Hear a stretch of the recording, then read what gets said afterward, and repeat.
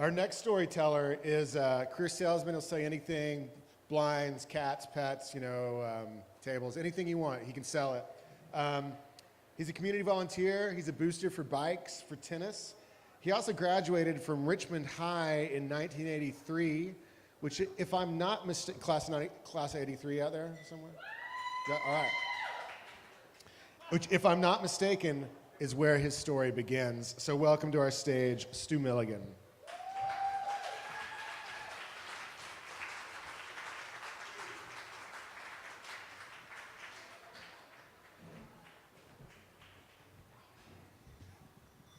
All right, thank you all for coming tonight. This is a great turnout. My story, as Ben said, starts in 1983. It was spring of that year. I was a senior. I'd been taking Spanish class in 7th grade, and by this time I was in my 10th semester. So when the opportunity came to be an exchange student, I grasped it. So off to Spain I was going to be with a few things on a checklist to complete. Some of those items were to get kind of a doctor check, passport, and then let my teachers know that I wasn't going to be attending class for 3 weeks. And then the last thing was the host family letter. So this was just a way for me to introduce myself to my host family. These people didn't know me from Adam, and I was going to be there probably about 2.5 weeks, eating their food, dirtying their towels, sleeping on their sheets. So, I needed to make a nice impression, and they needed to be comforted the fact that they kind of had an idea who I was. So I put this off. For a couple weeks. My Spanish teacher at the time, her name was Senora Terkowski. A lot of Polish people in Spain. But anyway, she would see me in the hallway, and I'd say, I'll get it. I procrastinated. Anyway, I wrote the damn letter. So I went home, hi, I'm Stu. I've got a couple sisters. I got a dog and a cat. I like sports, all this. And then at the end, I said, I'm really, really excited about my trip to Spain. So I'm really excited about my trip. So we go off to Spain. We land in Madrid for a few days. Several high school classes from different cities were together, going to museums and such, and then we split off to our host cities. So the host city that we had a relationship at Richmond Senior High School was a town or a school in Pontevedra, Spain. And Pontevedra is in the northwest corner of Spain above Portugal.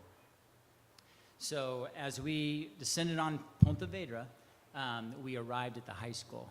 And already I knew that my language skills weren't quite up to snuff in Madrid, and it was coming true in our host city. So we meet our host brother, in my case a host brother, and then I go to class with him. And my first challenge was a literature class in Spanish, and I had to read a poem or something in Spanish, and I was so nervous that I read the line number and the margin during the poem, and everybody laughed at me. So I felt like so small. Then at recess, it wasn't really a language issue, but being from Indiana, I thought I could play basketball with these Spaniards, and it's a different kind of basketball in Spain.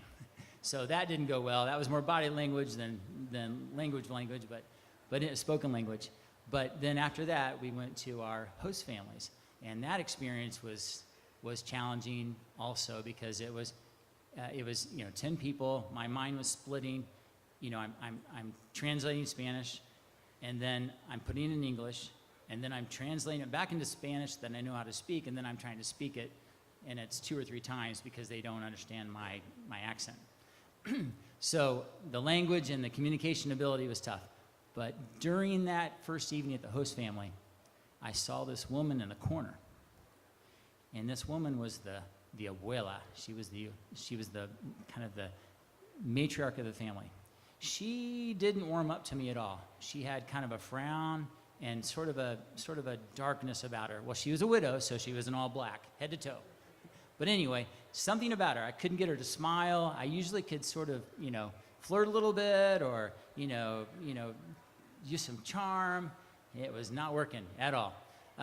So that night, my mind was splitting, got some good sleep. The next morning was great. So we had breakfast, familiar food, none of this seafood stuff that I wasn't used to being from Richmond. And everything was great in the breakfast table area until the abuela came in. So the grandma came in and sat at the very far end of the kitchen table. I was at the other end. And she still had this black dress on, black mood.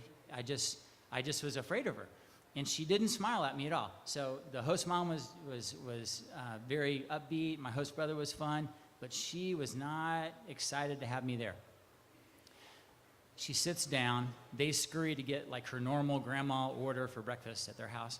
And then she, in her hand, has clutched a letter, and she starts to push this letter across the table. Then she kind of communicates without word to her family members, and they then push the letter further towards me. And then I pick it up. It's my host family letter. So I say, well, this is kind of weird, but okay, I'll roll with it. So I look at it, it's my handwriting, my picture, everything's fine. My host brother says, would you mind reading this? And I said, okay. So I read it, and then I'm, me llamo Stu, soy de Richmond, Indiana, tengo 18 años, all this great Spanish I know. At the very end, I end with, I'm excited for my trip. And then dead silence at the table. The mood is even darker. The grandmother's looking at me a little strange, and the host mom's a little paranoid, and my host brother is kind of like on pins and needles. And then he comes over and he says, what did you mean right here? And I said, yeah, I'm excited about my trip. And he goes, well, first, the word you pick for excited is excitación, which sounds and looks like it would be the same word in English as in Spanish, but it translates to horny. All right? So the very last word of a letter is usually the most important letter or word, and I had meant to write viaje, which means trip, but I reversed a couple letters, and I wrote vieja, which translates to old woman.